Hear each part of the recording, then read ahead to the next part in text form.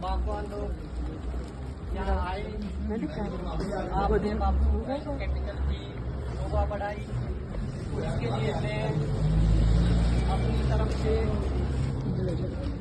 सभी बागवान भाइयों का दिल की गहराइयों से हार्दिक अभिनंदन करता हूँ, हार्दिक स्वागत करता हूँ। जैसे कि आप सभी जानते हैं, बागवानी आज के समय में बहुत कठिन काम हो चुका है। तो मेरा बेटा एग्रीकल्चर में एमएससी है।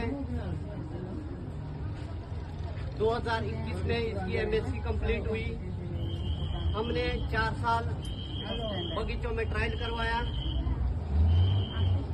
और ट्रायल सफल रहा। उसके बाद हमने फैसला लिया कि आप अपना बिजनेस करिए। जो भी बागवान आपसे जुड़ेगा उसकी सेवा भी हो जाएगी और उसकी बागवानी को एक मार्गदर्शन मिल जाएगा। और जिस प्रकार से आज बगीचों में बीमारियां आ रही है, ये आम आदमी के वश में नहीं है। अगर एक डॉक्टर आप लोगों को मिलेगा तो बीमारियों का समाधान किया जा सकता है। इसलिए मैं आप सभी से विनती करता हूं, जो भी बागवान भाई बाप्टू एग्रो केमिकल से जुड़ेगा उसका शेड्यूल डॉक्टर तय करेगा।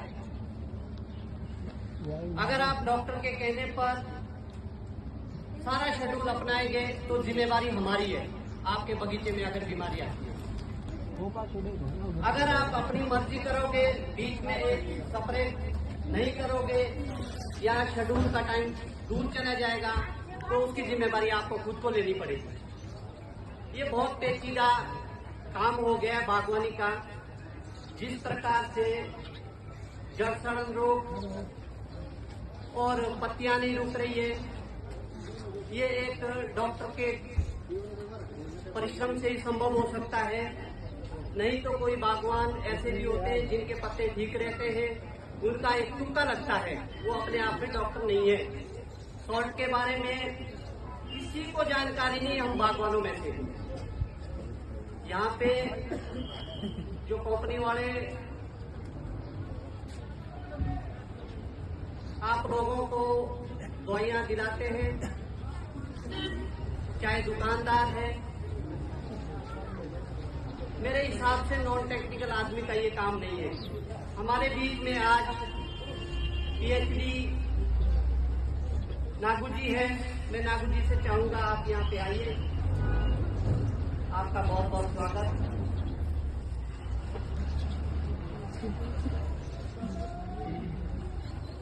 ये लड़का पीएचडी है, हमारे लिए गौरव का क्षण है। कंपनी में काम कर रहे हैं, कोरोमंडल कंपनी में। तो हमें खुशी की बात है, हमारे इलाके से अब डॉक्टर भी होने लगे। तो मैं यही चाहूंगा, जो बागवान बाप्टू एग्रो केमिकल से जुड़ेगा, आप अपना नाम, मोबाइल नंबर, गांव का पता लिखवा दें, ताकि डॉक्टर अमित आपको स्प्रे जो शेड्यूल है उस हिसाब से दवाइयां लाएंगे और आपको जिम्मेवारी के साथ वो कार्य करवाएंगे, ताकि आपके बगीचे में कोई बीमारी ना आए। क्योंकि हम बागवान तो ऐसे हैं, हमने पूछ लिया किसी को कि आज कौन सी दवाई डालनी है, तो उसने बोल दिया, वो नॉन टेक्निकल आदमी है, वो क्या जाने सॉल्ट के बारे में। क्यों डॉक्टर साहब ठीक कह रहे हैं? सॉल्ट के बारे में बागवान को किसी को कोई पता नहीं है।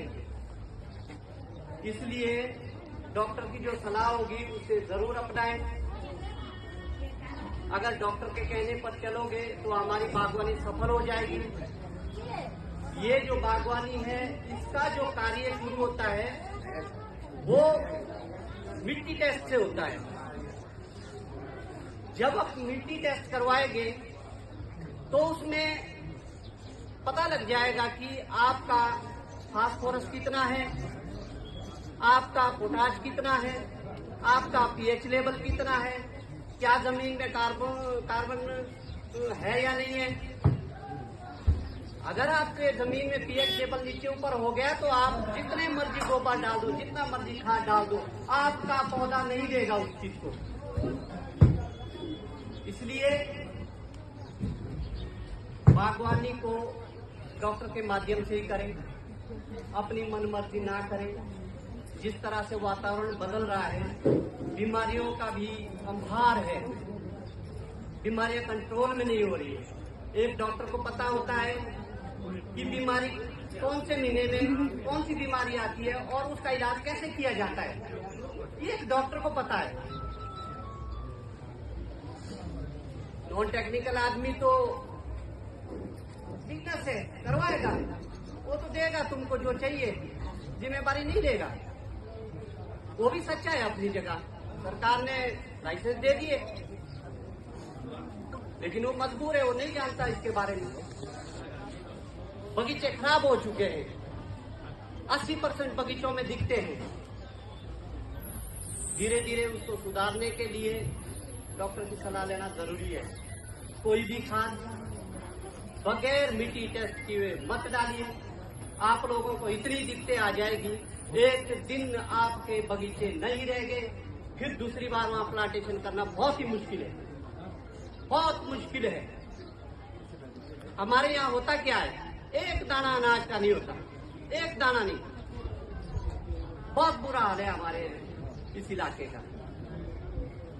बागवानी अच्छी है, बागवानी में पैसा भी है, बागवानी के माध्यम से हमारे पास गाड़ी है, बंगला है और सुख सुविधाएं हैं। हमारे बच्चे अच्छे अच्छे स्कूलों में पढ़ रहे हैं। तो इस बागवानी को बचाने के लिए आपको डॉक्टर के माध्यम से ही चलना पड़ेगा। एक समय था जब 4-5 फुट बर्फ भी पड़ती थी, बुजुर्ग लोग यहाँ बहुत हैं, आप सबको पता है। उससे क्या होता था कि हमारे जितने इंसेक्ट है जमीन में खत्म हो जाते। आज कोई इंसेक्ट मरता ही नहीं, बहुत बुरा हाल है जमीन का। तो इसको बागवानी के माध्यम से, बागवानी को डॉक्टर के माध्यम से ही चलाएं। मैं उम्मीद करता हूँ आप लोग ज्यादा से ज्यादा जुड़ेंगे और डॉक्टर का एक फायदा उठाएंगे।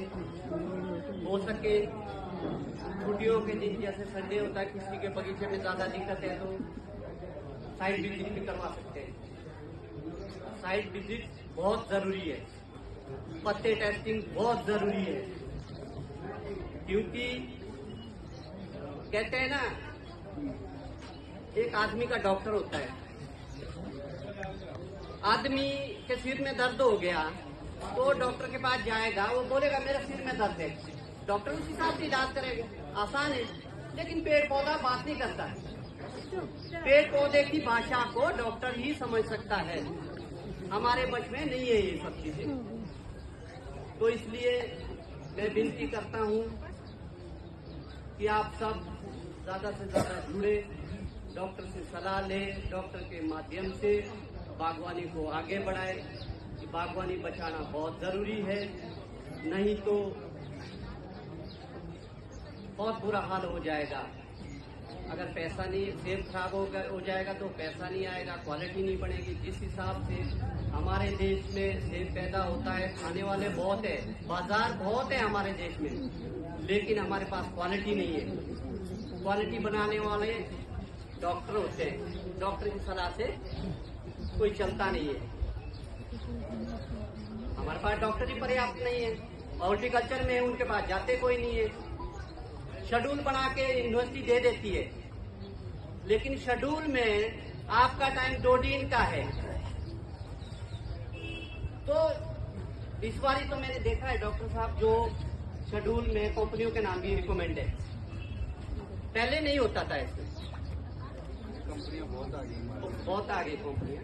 तो उसमें क्या है, जो रिकमेंडेड यूनिवर्सिटी द्वारा दवाई है वही आप डाल सकते हैं। उसके अलावा जो दवाई डाल दी उसका कोई पता नहीं रिजल्ट देती है नहीं देती है।